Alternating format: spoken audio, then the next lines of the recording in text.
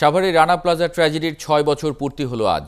স্মৃতিস্তম্ভে ফুল দিয়ে নিহতদের স্মরণ করেছেন স্বজন আর সহকর্মীরা।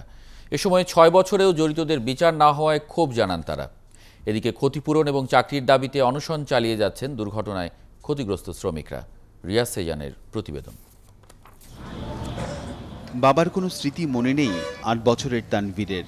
তার কাছে বাবা মানেই রানা প্লাজার এই স্তম্ভটি। প্রতি বছরের মতো এবারও বাবার জন্য ফুল নিয়ে এসেছে তানভীর। সে জানে তার বাবা ভবন ধসে মারা গেছেন, কিন্তু ডিএনএর সাথে মিল পাওয়া যায়নি বলে সরকারি খাতায় নেই সেই নাম। সব লাশ কি উদ্ধার হয়ে গেছিল? সেই লাশের মধ্যেও তো থাকতে পারতো, অনেক লাশই তো গুম হয়ে গেছে। রানা প্লাজা দুর্ঘটনার ৬ষ্ঠ বছরে তানভীরের মতো নিহতদের স্বজন, আহত শ্রমিক ও বিভিন্ন পেশাজীবী সংগঠনের নেতারা সাভারের স্মৃতিস্তম্ভে আসেন শ্রদ্ধা জানাতে। এ সময় ক্ষতিপূরণ বা চাকরির দাবি করেন শ্রমিকরা। টাকা সরে গার্মেন্টস করবো, চাকরি বাকরি করে একটা ঘর বাড়ি করবো, জীবন শেষে পোলাপন নিয়ে করে জীবন যাপন করবো, কিন্তু খেয়ে আসা হইলো না। আমার নিজের জীবনের গ্যারান্টি নাই। এখন মা বলার মতো আমার আর কেউ নাই। আমার সংসারে খুব কষ্ট।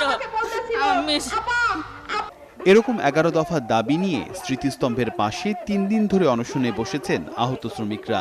তাদের দাবি সেদিনের দুর্ঘটনা সমাজের কাছে বোঝা করে তুলেছে তাদের। চাকরি দিতে হবে আপনার, তারপরে তাদেরকে আজীবন চিকিৎসা করাতে হবে।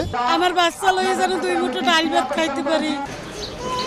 দিবসটি উপলক্ষে জুরাইনের কবরস্থানেও নিহত শ্রমিকদের শ্রদ্ধা জানান বিভিন্ন শ্রমিক সংগঠনগুলো।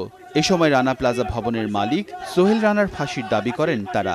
এতগুলো মানুষ নিহত হলো, কিন্তু আজও আমরা দেখতে পেলাম না রানার ফাঁসি হয়েছে। শ্রমিকদের জন্য যেই দাবি আমরা করেছি সেইটা আসে না। রানা প্লাজার ভবন ধস দেশের সবচেয়ে বড় শিল্প দুর্ঘটনা আর বিশ্বের ইতিহাসে ৩য় বৃহত্তম।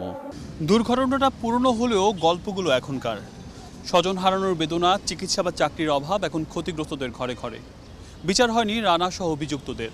তবে রানা প্লাজা দুর্ঘটনার পর পোশাক কারখানার যে আমূল পরিবর্তন এসেছে তা কতটুকু কাজে লেগেছে শ্রমিকদের স্বার্থে, এমনটি প্রশ্ন এখানে আসা বিভিন্ন শ্রমপেশার মানুষের।